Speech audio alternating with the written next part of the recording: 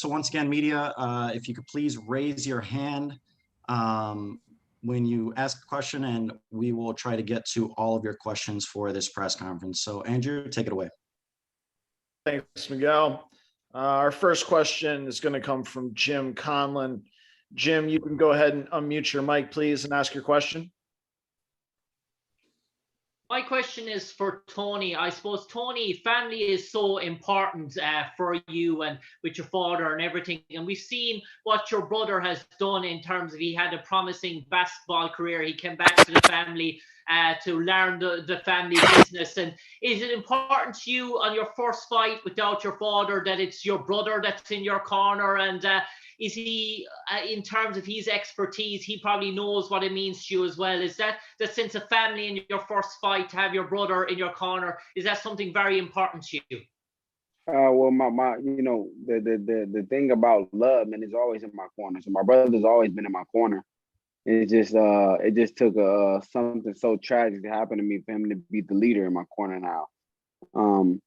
I think basketball plays a great part in how he views fighting. He was a point guard, so he was a leader. He got to be able to see the whole floor. So, in that aspect of it, I think he's able to see a little more than the average person would be able to see, and break it down for me in a different kind of aspect of a sports aspect that I would need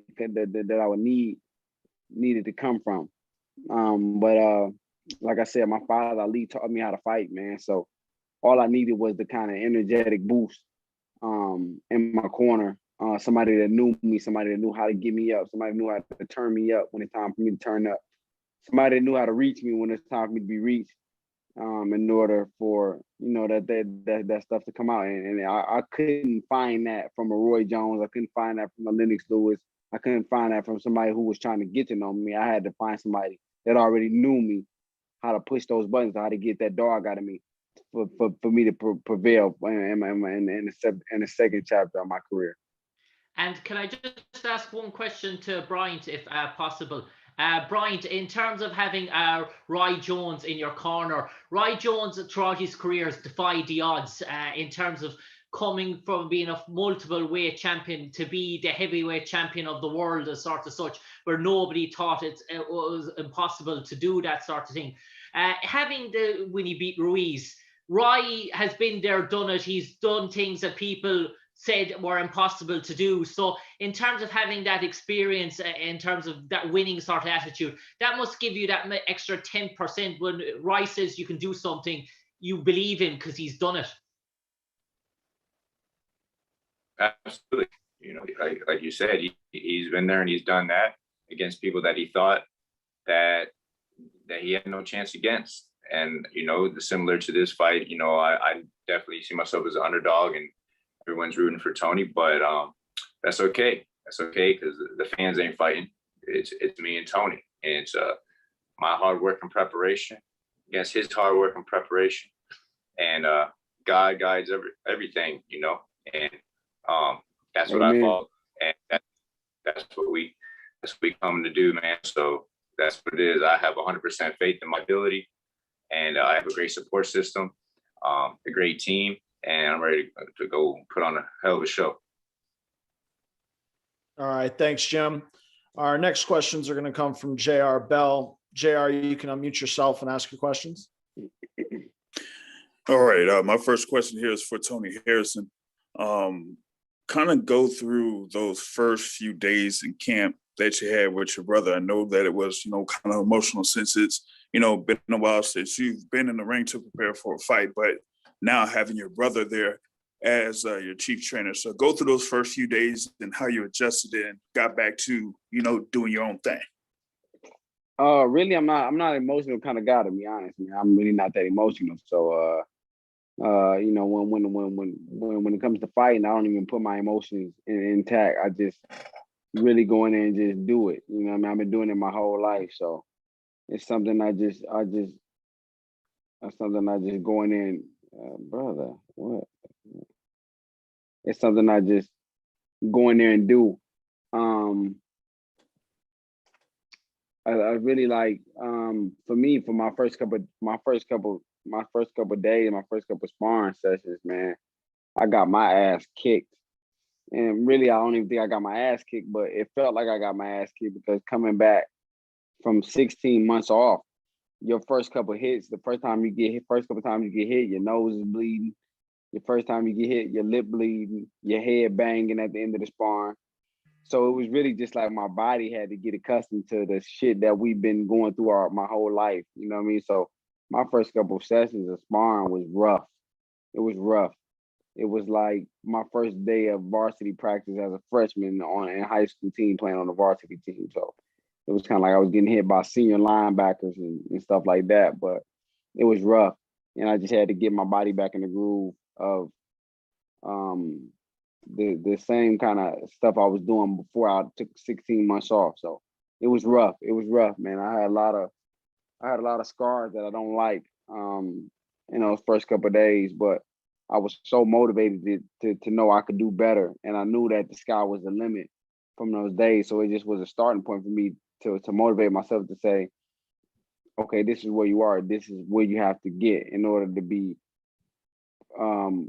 prosperous in this fight. So for me, it was just more of a motivation kind of thing.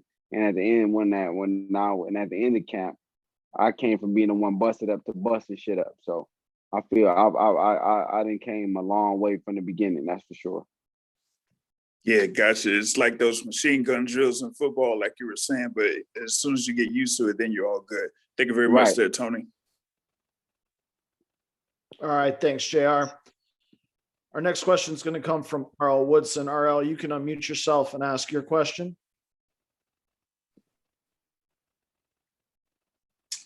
Well, good afternoon, everybody. First question for Parella. It's hard to get your name trending in this game, and so much time and focus is spent on, the marquee names and whatnot. But do you think you'll get any credit for coming into a new division against, an opponent the caliber and with the accomplishments of Tony? Oh yeah, of course, absolutely. He's got a big name in the sport, former world champion. He's been at the top of the game for a while, this is definitely a situation where I'm the underdog. So me coming out and dethroning is definitely going to put a lot of shine on myself. And I think it's gonna put a good name in the sport, and I'm gonna be, trending, so to speak. And of course, I got Roy Jones. I have a great team, and I mean, this is a tremendous opportunity for myself, and I think it's gonna definitely catapult my career. Respect to you, and for Tony, you had great numbers in the rematch with Charlo. It was an exciting fight. I feel like fans on Fox got a chance to see everything that a boxing match can bring, can show to fans. But with him approaching undisputed, if he is able to get that accomplishment, do you think things will line up for you to be able to get that trilogy fight when he's kind of trying to move towards maybe fighting on pay-per-view and whatnot? I mean, everybody in the world knows I would love a third fight with a guy that I know I believe I could beat. But I'm not even gonna get off topic. Like, that's not even our topic of discussion. I'm not gonna take away the shine that Parella is. I'm not gonna take away from the spotlight that the guy that I'm in front of name is Bryant Parella. So Charlo don't even matter right now. And like I said, if I don't take care of the step that's in front of me, we don't even talk about Charlo. So I'm not even gonna discuss something that don't even fucking matter to me right now. So no disrespect to nobody, but I'm not gonna take away from the opponent that's right there in front of me, because he's there and he's a live guy. He's coming to win, and he's just as motivated as me. So I'm not looking past nothing but Brian Parella at this moment. Okay, last question. You did kind of speak on where you thought Parella is and coming back to face him when we opened this call. I'm just wondering, is it kind of a benefit for you to come back against Parella to see how the corner performs in case there's any adversity with all of that experience no longer being there that your father possessed? I think that's a great question, but I think me fighting a guy like Parella has nothing to lose and everything in the game. So I think it's one of those fights where, you know, he can't lose. Even though he's gonna lose, he can't lose. Like, he's coming up to a new division fighting a former world champ. He cannot lose. Like, no way in hell do he hold his head down off anything that happens from his fight because he can't lose. Like, he's stepping up to the challenge as a competitor, and that's all you can expect each and every fighter to do. If we can get the kind of attitude that Bryant Parella possesses and some of the guys that are top guys, then I probably wouldn't be fighting Parella right now. But, you know, for Parella, he has nothing to lose and everything in the game. For me, I have everything to lose and really nothing in the game for being the guy that's coming up to my weight division. You know what I mean? So for me, it's like, I'm gonna get it done. I'm gonna get the job done. You know what I'm saying? I'm gonna go out there and I'm gonna look exciting. But like I said, the marquee part in this matchup is that both of us are heavy hitters.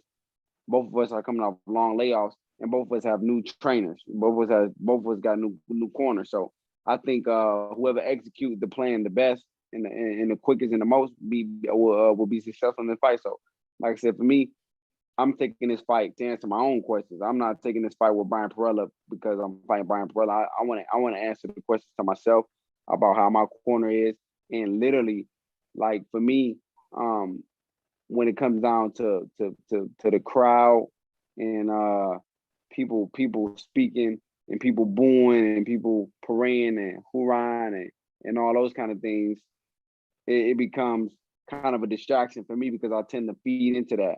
So it's working in our favor that I have a new trainer. He has a new trainer, but it's no crowd, especially on my end. No crowd for me being my first fight back is probably the best thing for me. So it's just like we in the gym, and I can go out there and just naturally do it without boos and hurrahs and haze, and just have a little bit of fun and do it with a guy that's coming in there to win just as well as me. All right, great. Thanks, RL. Our next question is going to come from Mark Abrams. Mark, you can unmute yourself and ask your question, please. Hey, Tony, how you doing? What's up, boss? Good. How you doing?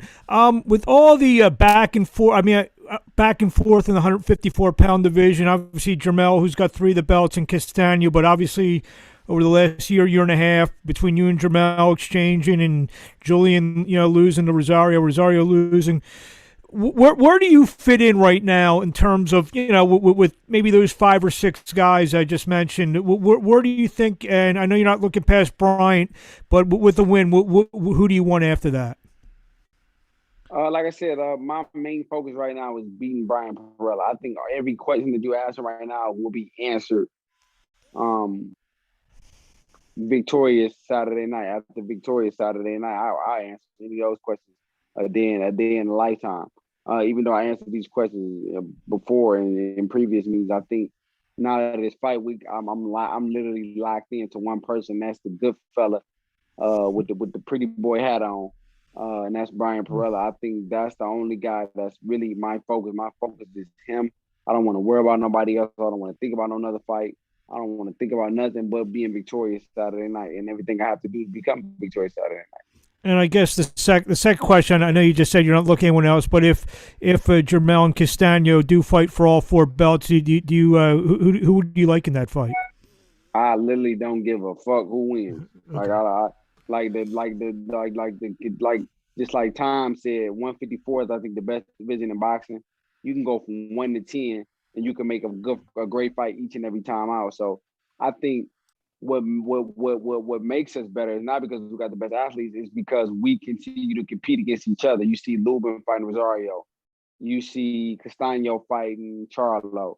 You see Herb about to get back into it. You see J-Rock about to get back into it. And eventually these fights are going to happen with me and the crossover with one of those guys, or me and the Rosario, or me and the Lubin.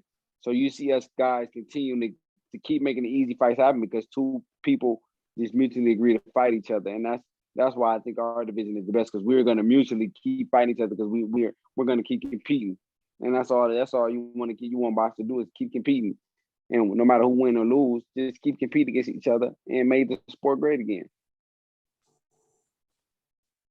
All right, thanks, Mark. Our next question is going to come from Keenan Atchison. Keenan, you can unmute yourself and ask your question. Hey, how you guys doing today? My What's up, my guy? my first question is for Bryant. How was training camp for you not having to get down to 147 this go round? And do you think that you'll end up staying here at 154? Well, it was great, you know. And nothing changed but the weather, man. I basically just work hard like I always do. Maybe even more so, except I soaked in so much more knowledge this whole past year. Steady working, and yeah, I don't have to suck all the way down to 147 no more, so I can be strong and powerful and fast, smart like I normally am throughout camp without losing nothing. So I'm gonna be a full blown lion on fight night, and I can't wait to get it on. All right. And for you, Tony, you honestly you have some of the best skills in the sport right now. Do you feel like ring rust might be a little bit of a factor since you haven't fought in 16 months, or do you think your skills will just be able to overshine that ring rust? I think ring rust is always a factor against anybody. I think you're gonna see ring rust on his end too. So I don't think neither one of us is just coming in looking as fresh as we look our last time out.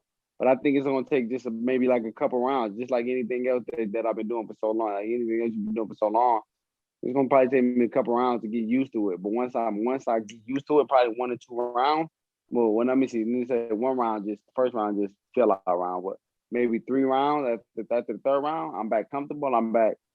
And if you see me touching him round 1 and round 2, you ain't got to worry about it going too long because that means the ring rust ain't there no more. So, but like I said, maybe 1 or 2 or 3 rounds after the ring rust, you will see me flowing. Once you see me flowing, I'm having fun. And once I get to having fun, I'm a dangerous man. So, but like I said, ring rust is always a thing. But it's just gonna take a couple rounds to get acclimated to that, to the speed and the power of punches again. And once I get used to that and I'm back to having fun, you'll see super bad late again. All right, thanks, Keenan. As a reminder, for any media that would like to ask a question, please hit that raise hand icon. Voice to continue.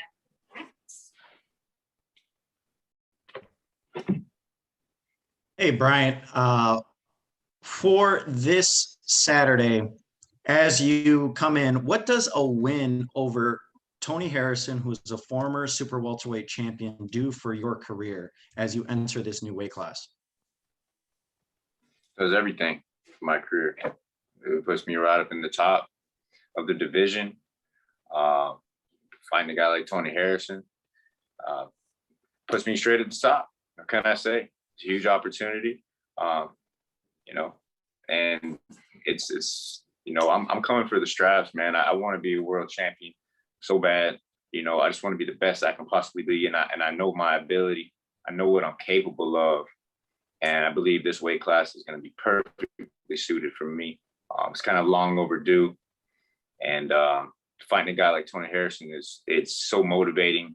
It gives me the mindset to rise to the occasion and to do everything necessary to showcase everything that I can, showcase my talent to the world, showing something that's never been shown before from Bryant Goodfella Parella, something that's seen a lot of times in training and stuff, and sometimes even wins is not really who I am.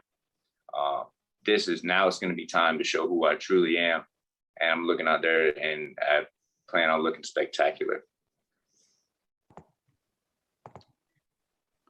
Thank you, Bryant. I want to thank all the media members for asking all the questions and participating in this press conference. So we'll get closing comments from both guys. First off with you, Bryant. Prediction, Saturday night, how do you see it going? My hand being raised, however it comes, by knockout, by decision, my hand being raised, a great fight, exciting fight. So everybody should definitely tune into it. This is a great matchup. Everyone sees me as this underdog and this and that, but y'all gonna see, I'm on the level too. It's just, I just haven't had the opportunity, and this is it. Thanks. Thank you, Bryant. And now, Tony, closing comments. Saturday night, how do you see it playing out for yourself? All right, the king is back, man. The king is back. And I see nothing I see nothing less. I see nothing less than a standard for myself to get a knockout. Nothing less. Nothing less. Referee stop it. Roy Jones throw the towel in, or a knockout. I see nothing less. I see nothing less. But while this fight is going, it's gonna be electric on both sides because Brian is no pushover. He's not a guy that's gonna roll up in the shell and just let you just wail on him. So he's coming. He's shooting too. He got a gun too. So everybody tune in. But this fight will end by knockout. Tony Harrison's way. Thank you, Tony. Thank you to Tony. Thank you to Bryant. Thank you to Tom. And once again, thank you to all of our media members joining us here on this press conference. Once again, the former WBC Super Welterweight World Champion Tony Superbad Harrison takes on Bryant Goodfella Parella this Saturday, April 17th from the Shrine Auditorium and Expo Hall in Los Angeles. You can catch it live on Fox at 8 p.m. Eastern Time, 5 p.m. Pacific. Thank you, ladies and gentlemen. We look forward to an amazing night this Saturday.